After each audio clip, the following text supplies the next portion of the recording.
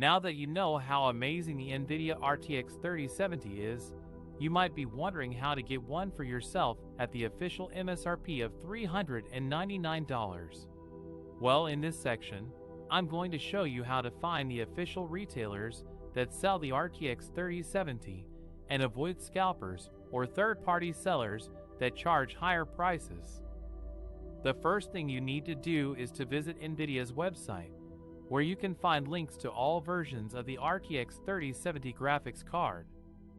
You can choose between the Founders Edition, which is the original design by Nvidia, or various custom models by different manufacturers, such as Gigabyte, Zotac, MSI, Asus, and more. Each model may have different features, such as cooling system, clock speed, RGB lighting, and so on. You can compare them and see which one suits your needs and preferences best.